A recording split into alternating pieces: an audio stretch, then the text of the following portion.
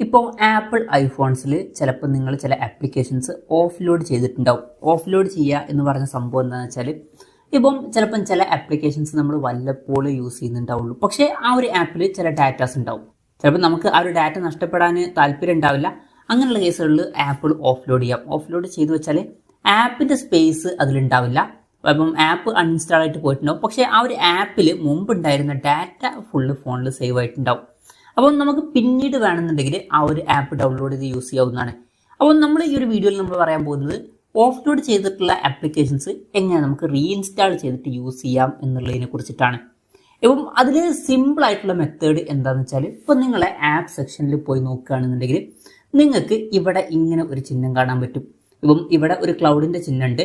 ഇപ്പം ഈ ആപ്പുകളൊക്കെ ഓഫ്ലോഡ് ചെയ്ത് വെച്ചിട്ടുള്ള ആപ്പുകളാണ്. അതായത് ഈ ആപ്പുകൾ ഇപ്പം ഇൻസ്റ്റാൾ ആയിട്ട് കിടക്കുന്നില്ല, പക്ഷേ ഈ ഒരു ആപ്പുകളിൽ മുമ്പുണ്ടായിരുന്ന ഡാറ്റാസ് ഫുള്ള് സേവ്ഡ് ആണ്.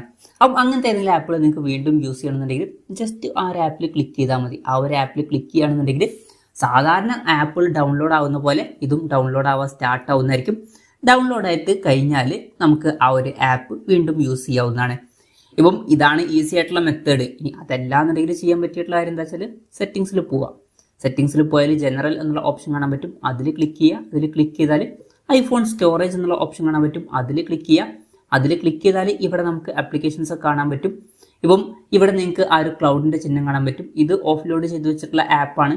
അപ്പം അത് നിങ്ങൾക്ക് റീഇൻസ്റ്റാൾ ചെയ്യണമെന്നുണ്ടെങ്കിൽ ജസ്റ്റ് അതിൽ ക്ലിക്ക് ചെയ്യുക. ക്ലിക്ക് ചെയ്തിട്ട് റീഇൻസ്റ്റാൾ ആപ്പ് എന്നുള്ളതിൽ ക്ലിക്ക് ചെയ്താൽ വീണ്ടും ഇൻസ്റ്റാൾ ആവുന്നതായിരിക്കും. ആ ഡാറ്റ അടക്കം നമുക്ക് വീണ്ടും യൂസ് ചെയ്യാവുന്നതാണ്. അല്ലാന്നുണ്ടെങ്കിൽ ആപ്പ് സ്റ്റോറിൽ പോയിട്ട് വീണ്ടും ആ ഒരു ആപ്പ് സെർച്ച് ചെയ്ത് കണ്ടുപിടിച്ചിട്ട് നമുക്ക് ഇൻസ്റ്റാളും ചെയ്യാവുന്നതാണ്.